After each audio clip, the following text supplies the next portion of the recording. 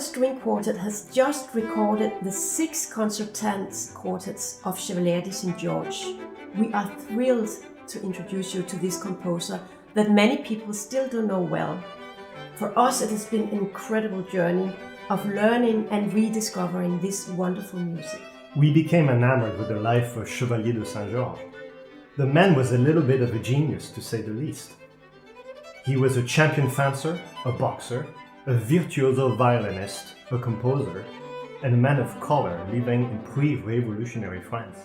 There is something inherently inspiring about bringing to life music from this alternate universe of non-canonic composers, and to make decisions, perhaps for the first time, about how to perform this music and how this music should sound. For us as performers, it was particularly interesting to ponder the relationship between Saint-Georges' remarkable life and his string quartets. We feel extremely privileged to record those quartets for Naxos record and to collaborate really closely with the Altari edition, which we all know it's a leading publisher of works from the 18th century with little or no performance tradition.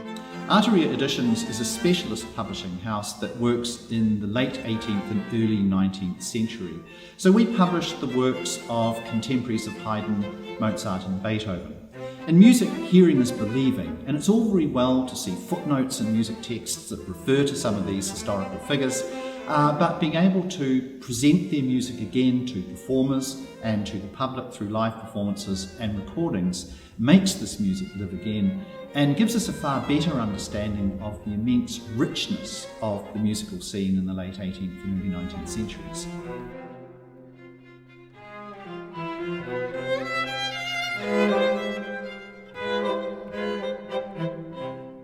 Something interesting about our quartet is that Sarita and I switch who plays first and second violin, and that works particularly well for these compositions since the parts are very equal.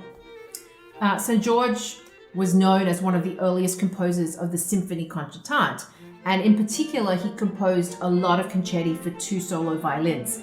And I think we hear a lot of that kind of interaction between the 2 solo violins in his string quartets. Right, and we know that Saint-Georges was a champion fencer himself, and there's something about the way he composes these quartets that mimics a duel between the 2 violins. We tried to emphasize this dueling aspect between the violins when we made a choice to record these quartets with us, the violinists, facing each other rather than standing or sitting side by side.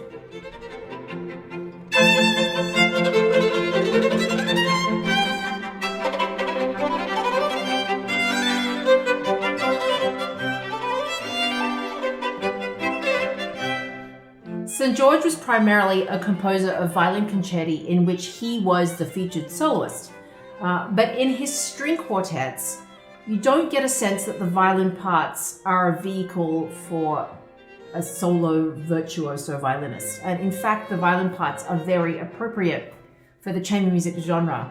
And so we've discovered these 2 sides of Saint-Georges. There's the very public performer persona of Saint-Georges, and then there's the more intimate, thoughtful, private man that we've discovered in his string quartets. Yeah, and although his writing in these quartets is very brilliant and sparkling for the violins, it's always in the service of the elegance, beauty and grace.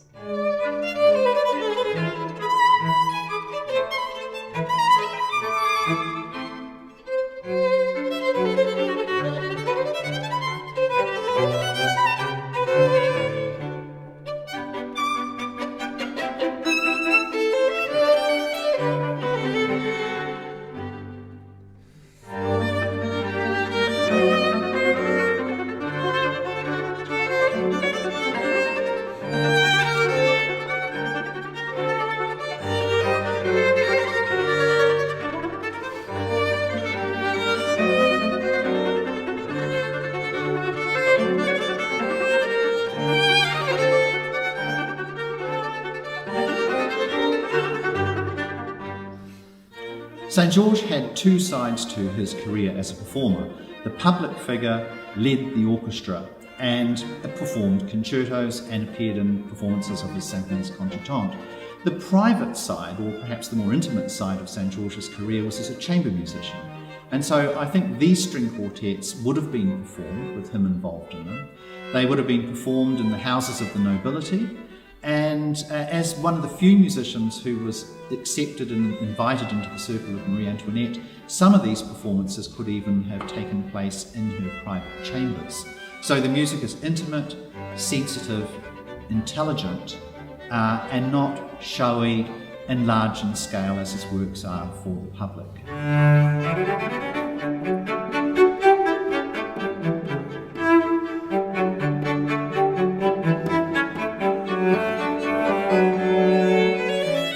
What is reflected in the concertante nature of Saint-Georges string quartets is the French ideal of liberté, égalité, fraternité.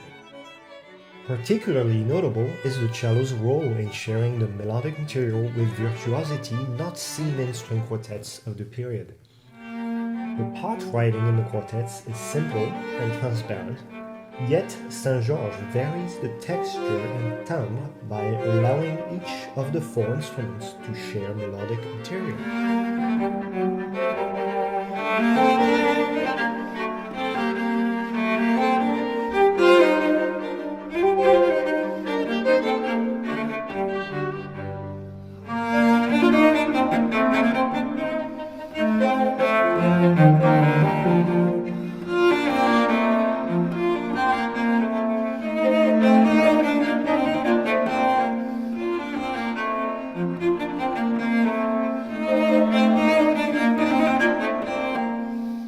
Nothing for me is quite as exciting as discovering music that other people don't know. The chance to bring to life something that is at once in a familiar style and yet is full of idiosyncrasies that are different to those that we're familiar with. So you have new music that is familiar and unfamiliar, and that, as an editor, as a musicologist, and as a performer, presents all sorts of interesting challenges. We are looking forward for you to encounter those quartets of Saint-Georges. Such a lovely music, which has been obscure for many, many years, and then now we had the honor to rediscover and bring to life again. This recording has been a labor of love.